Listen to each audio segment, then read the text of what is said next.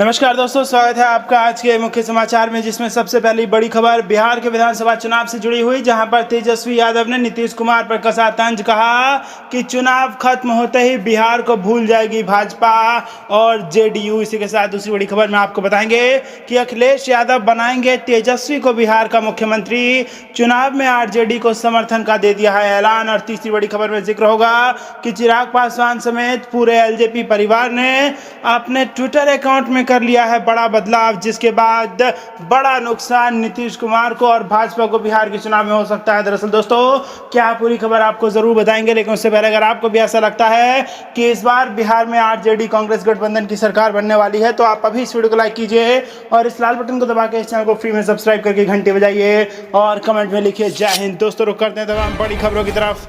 तेजस्वी यादव का तंज। कहा चुनाव खत्म होते ही बिहार को भूल जाएगी भाजपा। जी हां दोस्तों, कृषि बिल को लेकर विपक्ष सरकार के खिलाफ हमलावर नजर आ रही है। इसी कड़ी में बिहार के नेता प्रतिपक्ष और पूर्व उप मुख्यमंत्री तेजस्वी यादव ने कहा है कि कृषि बिल को लेकर हम फिर से प्रदर्शन करेंगे। इसके अलावा भाजपा पर हमला करते हुए उन्होंने कहा कि अभी वह बिहार की बात कर रहे हैं, लेकिन जैसे ही चुनाव खत्म होगा यह बिहार को भूल जाएंगे। इसके अलावा उन्होंने कहा कि पीएम मोदी ने बिहार में आई बाढ़ की स्थिति की समीक्षा करने के लिए कोई भी केंद्रीय टीम नहीं भेजी। रुक करते हैं अगली खबर की तरफ। अखिलेश यादव बनाएंगे तेजस्वी को बिहार का सीएम। चुनाव में आरजेडी को समर्थन का ऐलान। जी हां दोस्तों, उत्तर प्रदेश के पूर्व मुख्यमंत्री और समाजवादी पार्टी के राष्ट्रीय अध्यक्ष अखिलेश यादव आगामी बिहार विधानसभा चुनाव में राष्ट्रीय जनता दल के नेता तेजस्वी यादव को मुख्यमंत्री बनते देखना चाहते हैं। बिहार विधानसभा चुनाव के लिए समाजवादी पार्टी ने राष्ट्रीय जनता दल को अपना समर्थन दिया है। इस बात की जानकारी समाजवादी पार्टी ने अपने आधिकारिक ट्विटर हैंडल के जरिए सोमवार रात को दिया, जहां पर बताया गया कि समाजवादी पार्टी बिहार विधानसभा चुनाव में किसी भी राजनीतिक दल के साथ गठबंधन नहीं करेगी, बल्कि केवल राष्ट्रीय जनता दल के उम्मीदवारों का समर्थन करेगी। आगामी बिहार विधानसभा चुनावों में समाजवादी पार्टी किसी भी पार्टी से गठबंधन न करते हुए राष्ट्रीय जनता दल के उम्मीदवारों का समर्थन करेगी। अखिलेश यादव का राष्ट्रीय जनता दल को चुनाव में समर्थन देना आरजेडी नेता तेजस्वी यादव के लिए कहीं न कहीं प्रोत्साहित करता है, क्योंकि तेजस्वी यादव आरजेडी के मुख्यमंत्री उम्मीदवार है। अखिलेश यादव का तेजस्वी को मुख्यमंत्री के तौर पर समर्थन इसलिए भी राष्ट्रीय जनता दल के लिए महत्वपूर्ण है, क्योंकि महागठबंधन के अन्य छोटे दल जैसे राष्ट्रीय लोक समता पार्टी और विकासशील इंसान पार्टी ने तेजस्वी यादव के मुख्यमंत्री चेहरा होने पर सवाल खड़े किए हैं। ऐसे में अखिलेश यादव का तेजस्वी को मुख्यमंत्री के तौर पर समर्थन देना विधानसभा चुनाव से ठीक पहले तेजस्वी यादव के लिए काफी उत्साहित करने वाली खबर है। बता दें, आगामी विधानसभा चुनाव मुख्यमंत्री नीतीश कुमार के नेतृत्व वाली एनडीए और तेजस्वी यादव के नेतृत्व वाले महागठबंधन में होना है, और इसको लेकर सभी राजनीतिक दलों ने अपनी तैयारी शुरू कर दी है।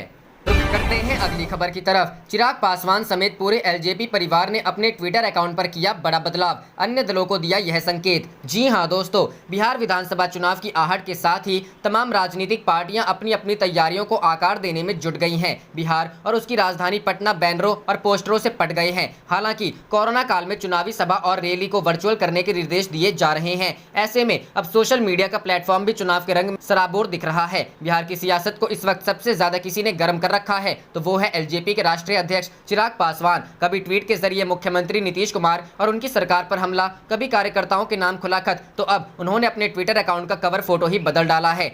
केवल चिराग ही नहीं, पार्टी के ऑफिशियल अकाउंट और पार्टी कार्यकर्ताओं ने भी अपने ट्विटर अकाउंट का कवर चेंज किया है। फोटो में बिहार फर्स्ट, बिहारी फर्स्ट का स्लोगन और पार्टी के शीर्ष नेताओं की तस्वीर लगाई है। कहते हैं राजनीति में तस्वीरों का बहुत महत्व होता है। ऐसे में ये तस्वीर ये बयां करने को काफी है कि चिराग अब अपनी पार्टी के साथ हर परिस्थिति के लिए तैयार हैं। चिराग पासवान ने पहले भी संकेत दिए थे कि वे बिहार विधानसभा चुनाव में 143 सीटों पर अपने उम्मीदवार उतार सकते हैं। इसी क्रम में कल अपने कार्यकर्ताओं को लिखे भावुक पत्र में भी उन्होंने सभी प्रत्याशियों को क्षेत्र में रहने की अपील की थी। इधर चिराग पासवान की ये नीति, नए निर्णय विरोधियों से ज्यादा सहयोगियों को परेशान करने लगे हैं। अब तो बिहार की सियासत में सभी की नजरें चिराग पासवान पर हैं।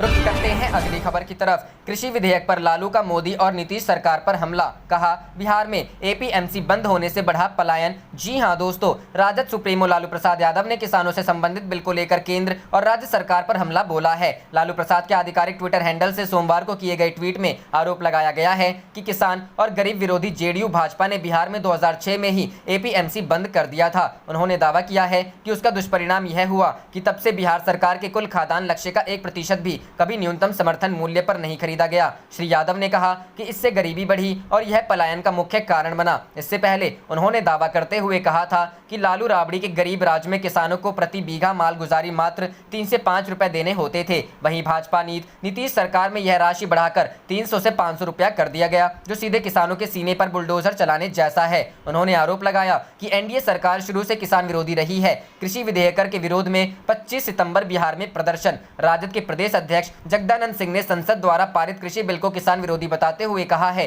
कि पार्टी इस बिल का विरोध करती है। कहा कि इस बिल के विरोध में आगामी 25 सितंबर को सभी जिला मुख्यालयों पर राजद द्वारा प्रदर्शन करने का निर्णय लिया गया है। उन्होंने राज्य सरकार को किसान और गरीब विरोधी बताते हुए कहा कि बिहार में 2006 में ही एपीएमसी बंद कर दिया गया था, जिसका परिणाम यह हुआ कि बिहार सरकार के कुल खाद्यान्न लक्ष्य के 1% खाद्यान्न की भी खरीद नहीं हो सकी। यदि एपीएमसी एक्ट में संशोधन से किसानों को लाभ मिलता तो बिहार के किसानों की संपन्नता दिखाई पड़ती, जबकि 2006 के बाद बिहार के किसानों की स्थिति काफी बदतर हो गई है। कहा कि किसान खेती छोड़कर बड़ी संख्या में रोजी रोटी की तलाश में दूसरे राज्यों में पलायन करने को मजबूर हो रहे हैं। प्रदेश प्रवक्ता चितरंजन गगन ने बताया कि पार्टी नेतृत्व के निर्देशानुसार कृषि बिल के विरोध में 25 को सभी जिला मुख्यालयों पर पूर्वाह्न 11:30 बजे से प्रदर्शन कर इस किसान विरोधी बिल को वापस लेने की मांग की जाएगी।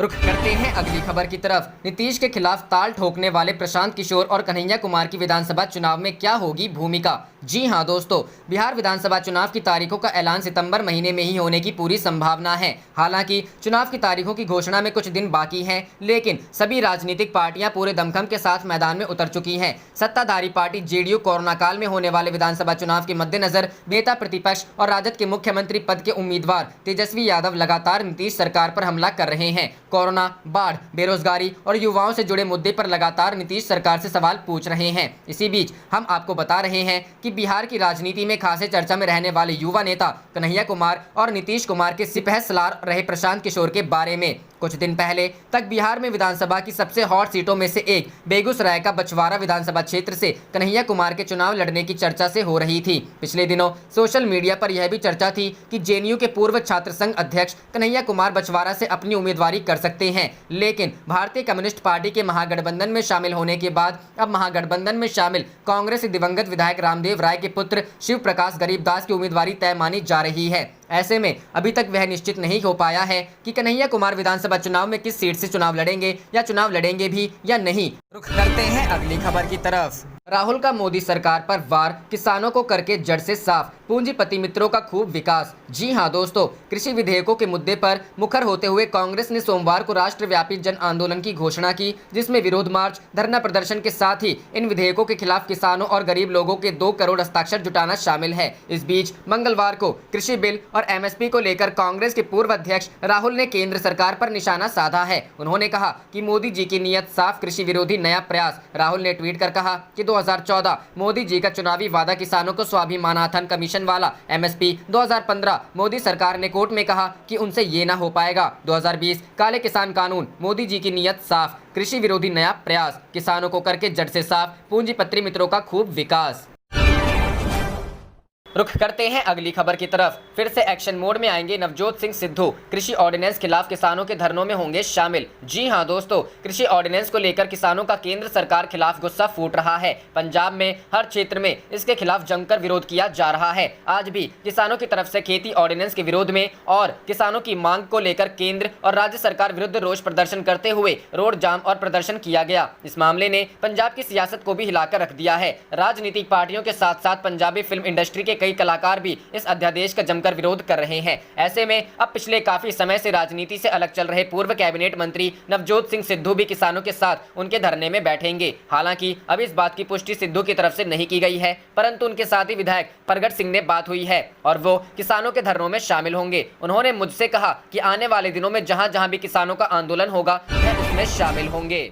रुख करते हैं अगली खबर की तरफ। 2022 के चुनावों में किसान, श्रमिक और नौजवान मिलकर भाजपा को सत्ता से करेंगे बेदखल, सपा। जी हां दोस्तों, समाजवादी पार्टी के प्रदेश अध्यक्ष नरेश उत्तम पटेल ने कहा है कि भाजपा ने अपने चाल चरित्र से यह स्पष्ट कर दिया है कि वह पूरी तरह पूंजी घरानों की हितरक्षक है। किसान, मजदूर और नौजवान उनकी प्राथमिकता में नहीं आते हैं। वह किसानों को मजदूर बनाने वाले कृषि अध्यादेश के बाद अब श्रमिक विरोधी औद्योगिक संबंध संहिता 2020 विधेयक ले आई है। नौजवानों पर तो आए दिन उसकी लाठियां बरस ही रही हैं। पटेल ने IPN को दिए अपने बयान में कहा कि भाजपा सरकार ने श्रम कानूनों में बदलाव के नाम पर केवल पूंजीपतियों की मनमानी करने की छूट दी है। अब तक 100 से कम कर्मचारी वाले औद्योगिक प्रतिष्ठान या संस्थान ही पूर्व सरकारी मंजूरी के बिना कर्मचारियों को रख और उन्हें हटा सकते थे। अब नई व्यवस्था में 300 से ज्यादा कर्मचारियों वाली कंपनी सरकार से मंजूरी लिए बिना कर्मचारियों की जब चाहे छटनी कर सकेंगे। पटेल ने कहा कि नए प्राविधान से अब बड़े फैक्ट्री मालिकों के हाथ में छटनी का ऐसा हथियार आ गया है जिसका दुरुपयोग करके और दबाव डालकर एक तो कर्मचारी यूनियन ही बनने नहीं देंगे, दूसरे अपने कर्मचारियों को छटनी का जब तब भय दिखाकर उन्हें बंधुआ मजदूर बनाकर रखने को स्वतंत्र होंगे।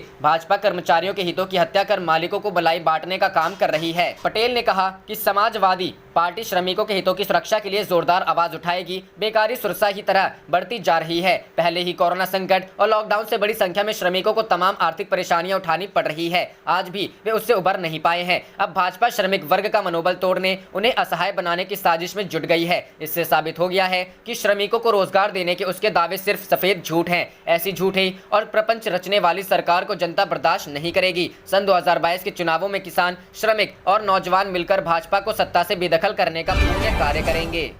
रुख करते हैं अगली खबर की तरफ। शशि थरूर ने कसा सरकार पर तंज, एनडीए को बताया नो डाटा अवेलेबल। जी हां दोस्तों, कोरोना महामारी से जूझ रहे देश में संक्रमण के प्रसार को रोकने के लिए सरकार ने लॉकडाउन लगाया था। इस लॉकडाउन के दौरान प्रवासी मजदूरों के बड़ी संख्या में रोजगार छूटे और कई बेघर हो गए, लेकिन सरकार के पास इन सभी के कोई भी आंकड़े मौजूद नहीं है। सरकार की इस लापरवाही पर कांग्रेस सांसद शशि थरूर ने तंज कसा है और ट्वीट करते हुए सरकार को नो डाटा अवेलेबल कहा है। थरूर ने कहा है कि सरकार से कुछ भी पूछो, उसका जवाब डाटा मौजूद नहीं होता है। शशि थरूर ने ट्वीट करते हुए एक कार्टून पोस्ट किया है। साथ ही उन्होंने लिखा, प्रवासी मजदूरों से संबंधित कोई डाटा नहीं, किसानों की आत्महत्या का कोई डाटा नहीं, राजस्व संबंधी कोई डाटा नहीं, कोरोना से हुई मौतों का संदिग्ध डाटा, जीडीपी वृद्धि पर धुंध भारा डाटा। इस सरकार ने पूरी तरह से एनडीए का नया अर्थ दे दिया है। बता दें कि लोकसभा में प्रवासी उनके रोजगार खोने से जुड़े प्रश्न पूछे गए थे, जिसके जवाब में श्रम एवं रोजगार मंत्री संतोष गंगवार ने कहा था कि सरकार के पास लॉकडाउन के दौरान मारे गए मजदूरों के संदर्भ में